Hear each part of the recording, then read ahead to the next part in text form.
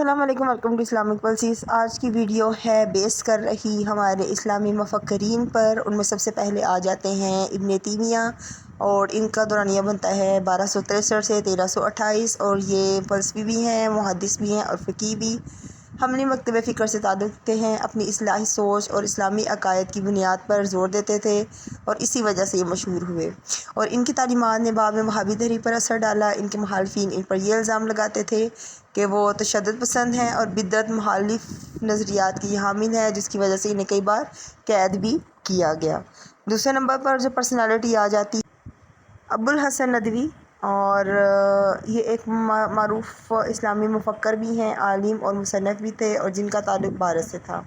اسلامی فکر اور تاریخ پر کئی اہم کتابیں بھی لکھی، جن میں ماذا حاصل العالم بانحطاط المسلمین مشہور ہے، اور اسلامی احیاء مسلمانوں کی سماجی اور تعلیمی ترقی کے حامی بھی تھے۔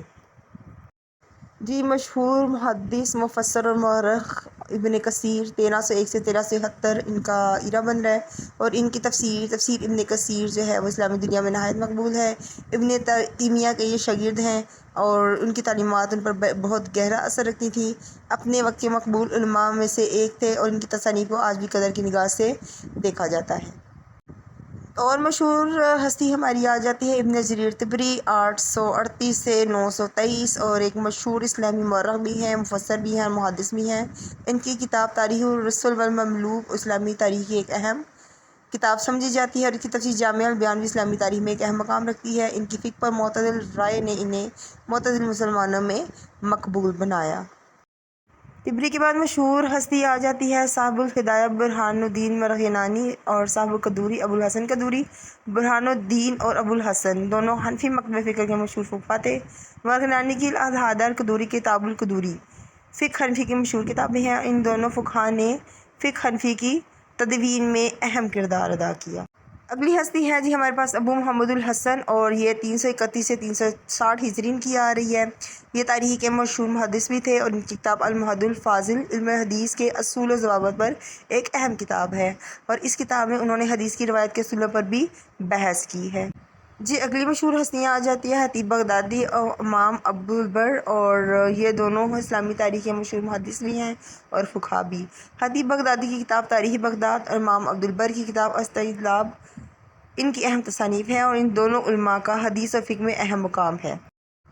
انہوں نے اسلامی علوم کی تدوین میں اہم کردار ادا کیا۔ اگلی مشہور ہستی آ رہی ہے مودودی، اور یہ بھی ایک معروف اسلامی مفکر، مصنف اور جماعت اسلامی کے بانی تھے۔ انہوں نے اسلامی ریاست، خلافت اور اسلامی قانون پر گہری تحقیق کی، اور اپنی تصانیف کے ذریعے اسلامی نظریات کو جدید دور میں لاگو کرنے کی کوشش کی، اور ان کی کتابیں خاص طور پر تفہیم القرآن مسلمان دنیا میں بہت مقبول۔ مشہور ہستیاں آ رہی ہیں ہمارے پاس ابن رشد اور امام غزالی، اور دونوں ہی اسلامی فلسفے کی دنیا کے عظیم نام ہیں، مگر ان کے نظریات میں گہرے اختلافات پائے جاتے ہیں۔ امام غزالی نے اپنی کتاب تحفۃ الفلاسفہ میں فلسفے پر تنقید کی، جبکہ ابن رشد نے تحفۃ التحفۃ میں امام غزالی کے نظریات کی جو انہوں نے تنقیدات کی ہیں ان کا جواب دیا، اور ابن رشد نے فلسفہ اور اسلامی شریعت کے مابین ہم آہنگی پیدا کرنے کی کوشش کی، جبکہ امام غزالی فلسفے کو اسلامی عقائد کے لیے خطرہ سمجھتے تھے۔